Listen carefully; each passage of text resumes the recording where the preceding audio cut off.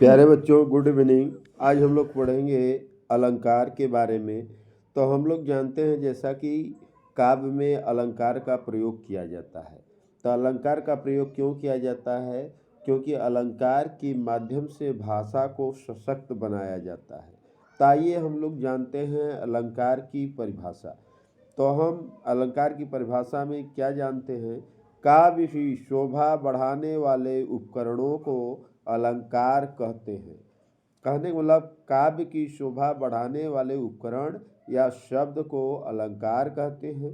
इनके प्रयोग में शब्द और अर्थ में चमत्कार उत्पन्न होता है। अतः अलंकार को केवल काव्य का आवश्यक अंग माना गया है। अब यहाँ पर बता दें, अलंकार के दो भेद होते हैं, शब्दालंकार, अर्थालंकार। तो हम शब्दालंकार के बारे में जानेंगे। जहाँ वाक्य में शब्दों की प्रयोग के द्वारा अर्थ को सुशोभित किया जाता है, वहाँ पर शब्दालंकार कहलाता है। इसी प्रकार अर्थालंकार के बारे में जानेंगे। जहाँ वाक्य में आए हुए शब्द के अर्थ के द्वारा अलंकार को उत्पन्न किया जाता है, वहाँ पर अर्थालंकार कहलाता है। तो अब यहाँ पर हमने क्या सीखा कि जब शब्दों के द्वारा हम अर्थ को सुशोभित करें तो शब्दालंकार, जहाँ उसके अर्थ के द्वारा उसके सुशोभित करते हैं तो वहाँ अर्थालंकार होता है। अब इसमें आने वाले हम देखेंगे अलंकारों के बारे में।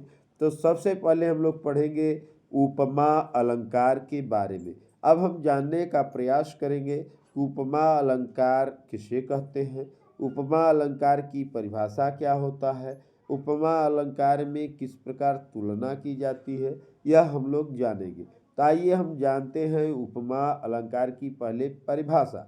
तो उपमा अलंकार की परिभाषा क्या है? तो हम बता दें प्यारे बच्चों, जहाँ दो भिन्न पदार्थों अथवा व्यक्तियों के समान गुणों आदि के कारण उनके सादृश्य या साधर्म्य की स्थापना की जाती है, वहाँ उपमा अलंकार होता है। उदाहरण में समझ लें, पीपर पात सरिस मन डोला। तो पीपर पात सरिस मन डोला में कौन सा अलंकार है? उपमा अलंकार है। पीपर पात, पीपल का पत्ती ठीक वैसे ही डोलता है जैसे आदमी का मन डोल जाता है। तो इसलिए कहा गया पीपर पात सरिस मन डोला। आइए हम देखते हैं अन्य अलंकार के बारे में। रूपक अलंकार। अब हम जानेंगे यहाँ पर रूपक अलंकार के बारे में। तो रूपक अलंकार का परिभाषा है, जहाँ उपमेय में उपमान का भेद रहित आरोप हो, वहाँ रूपक अलंकार होता है। रूपक अलंकार में उपमेय में और उपमान में कोई भेद नहीं रहता, अर्थात उपमेय को ही उपमान या कहें उपमान को ही उपमेय समझ लिया जाता है। जैसे उदाहरण में हम समझेंगे, चरण कमल बंदो हरिराई। कहा गया कि भगवान का जो चरण है कमल के समान है। तो यहाँ भेद रहित, चरण का कमल में कोई भेद नहीं है, चरण ही कमल है और कमल ही चरण है। तो चरण कमल बंदो हरिराई, इस उदाहरण में चरण प्रस्तुत और कमल भी अप्रस्तुत है, चरण में आरोप है। अब अन्य उदाहरण देखेंगे, उदित उदयगिरि मंच पर रघुबर बाल पतंग, विकसे संत सरोज सब हर्षे लोचन भृंग।